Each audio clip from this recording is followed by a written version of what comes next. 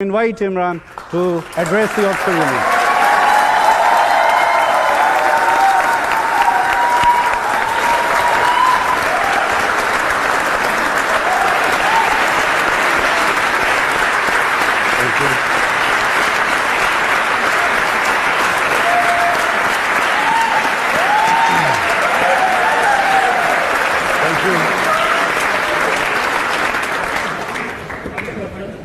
Adnan, thank you very much.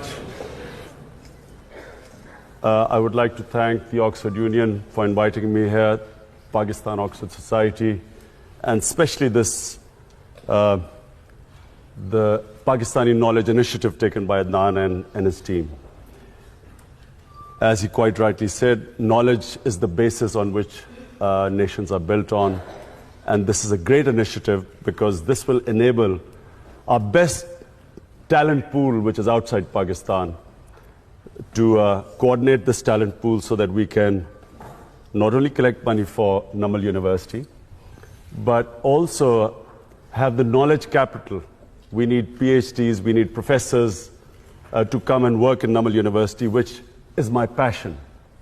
My mission is politics, my passion is this university, which I hope will, inshallah, become the Oxford University of Pakistan.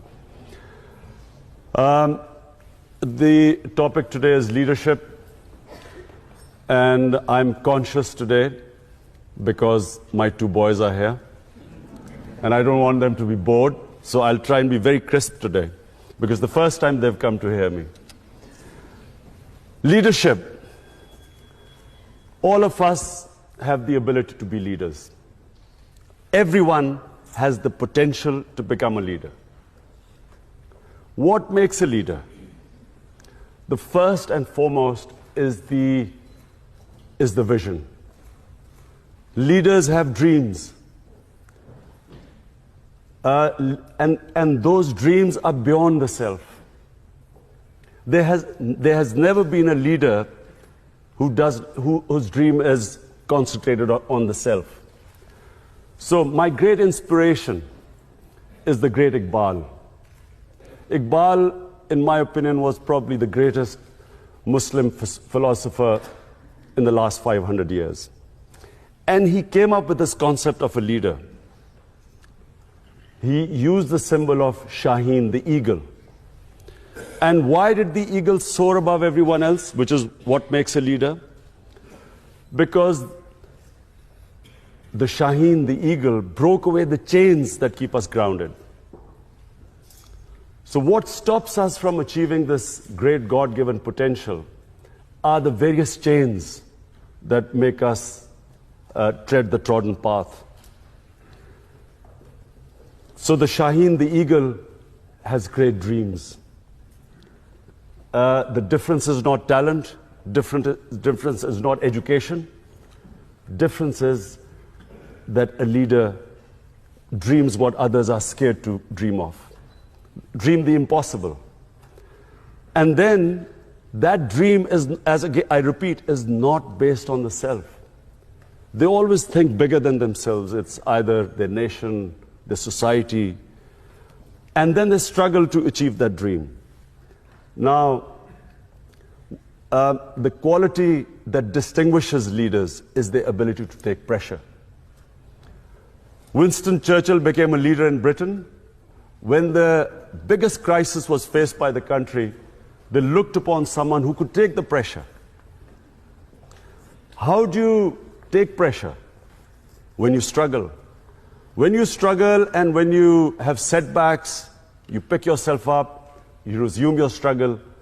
It's eventually you get stronger. Each time you pick yourself up, you get stronger. So, a Nelson Mandela, it's 27 years the man spent in jail. But his dream was not restricted to himself. He was offered everything. The apartheid regime offered him everything except what he wanted. One man, one vote. A leader never compromises on his dream.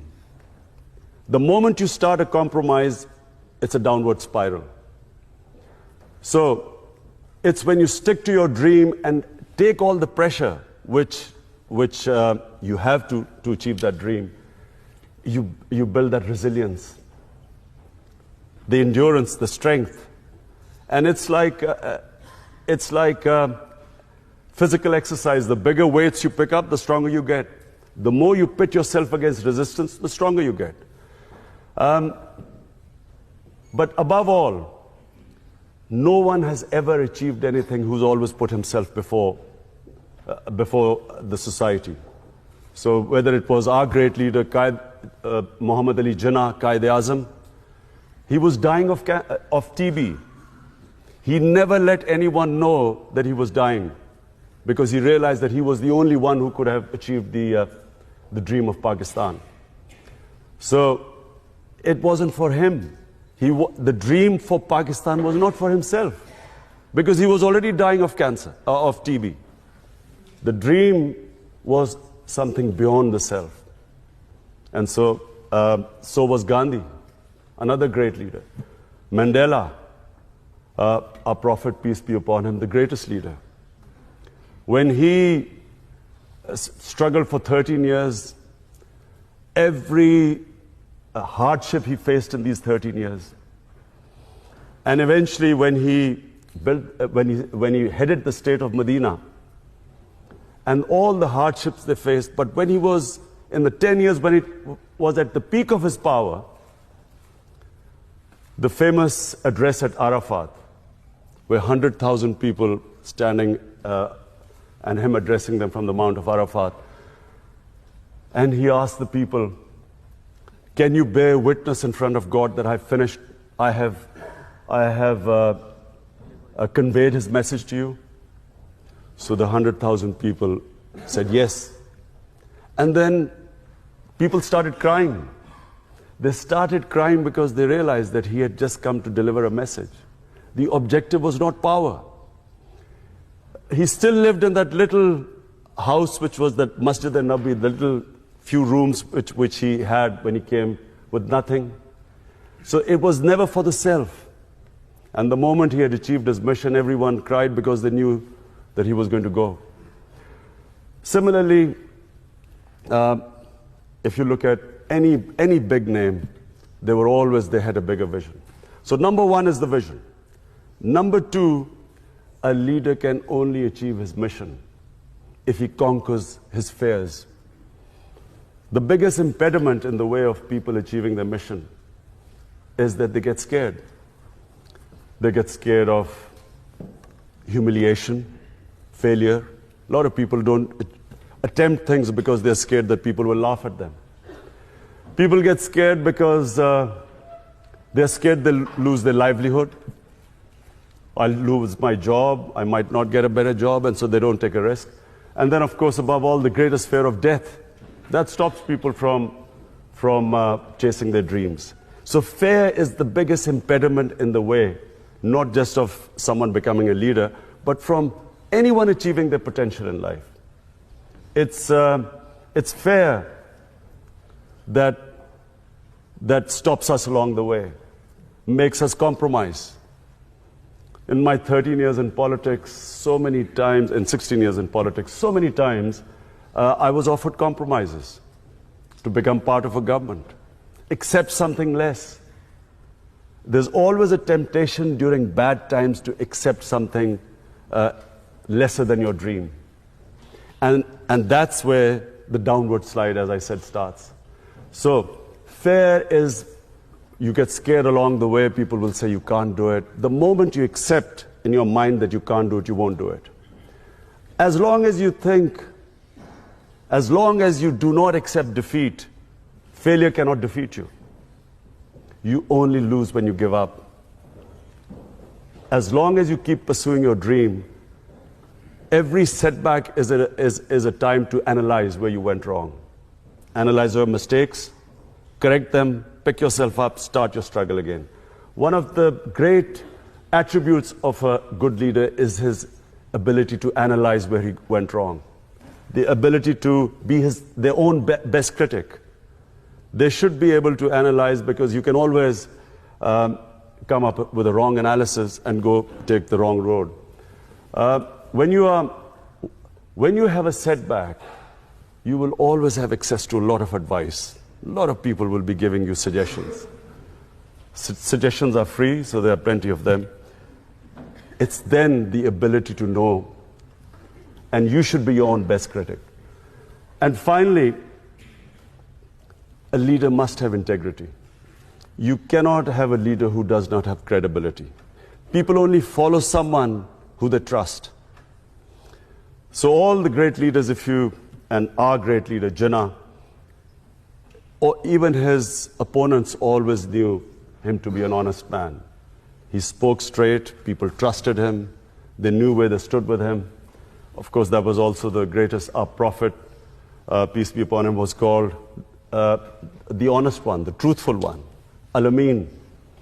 A leader cannot not be credible. You can't be a leader if you do not have credibility. So credibility is one of the biggest reasons why people follow you. They have to trust you to go out and risk their lives for you. So all great leaders always were trusted by the people who followed them. So these are the three main qualities that makes a leader. From my own experience, I found when I played cricket as captain, cricket was the only sport that needs leadership. No other sport needs a leader. The coach is everything. I found in cricket that when the chips were down, the entire team looked towards the captain. Captaincy only came in moments of crisis. If you were doing well, you didn't need a captain, but you needed a captain when there was a crisis. And the moment the captain went down, the team went down with him. As long as the captain would not accept defeat, the players always looked at his body language, not the speeches he made. What was his body language? If his body language betrayed fear or if the body language reflected defeat, the team would give up. When I was building the hospital, it was far more difficult than something I had ever done on the cricket field. And all along the way, there were people who used to say, you can't do it. The first ever meeting we had, we were trying to clear the concept of building a cancer hospital in Pakistan. So I had 20 doctors, top doctors from Lahore invited to give me advice how to start, how to build a cancer hospital. 19 out of 20 said you cannot build a cancer hospital in Pakistan. The government of Punjab had tried, they had failed to build the hospital. Only one said that you can build a hospital, but that doctor said that you cannot treat cancer patients free. Today, Shaukat Hanum is the only private cancer hospital anywhere in the world where 70% of patients get free treatment.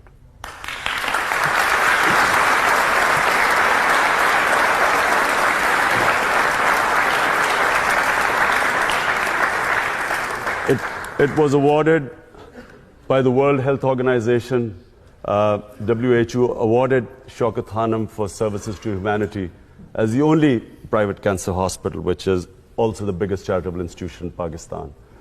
And then when I came into politics, for most of my 16 years of politics, people laughed, made fun of me. He's too naive, doesn't understand politics. And all along the way, I was told one thing. To succeed in Pakistani politics, you have to do as the Romans do. So you have to make compromises and so on. And I was always offered compromises. Today, the only reason Tehreek-e-Insaf is by far the fastest growing party in Pakistan, had I compromised, this would not have happened.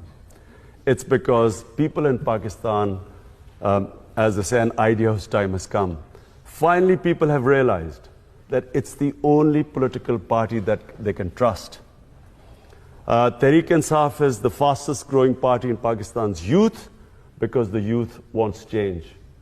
And although even the other status quo parties talk about change, the youth of Pakistan today trusts Tehreek-e-Insaf. Had I compromised along the way, this would not be the position today. And it certainly would not be the position where Tehreek-e-Insaf today is poised. And I'm making a prediction in front of all of you. The next election will be swept by Tehreek Insaf.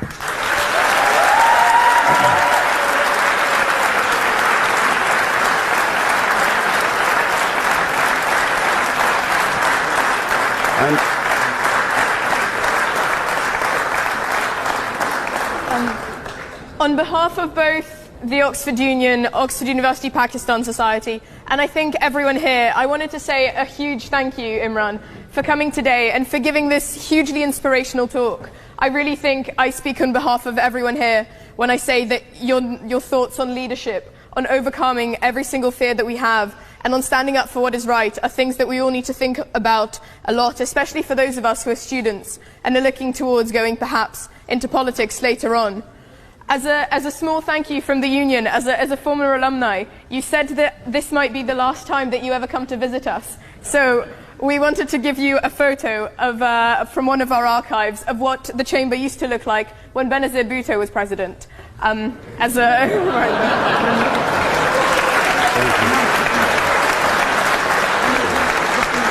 Thank you.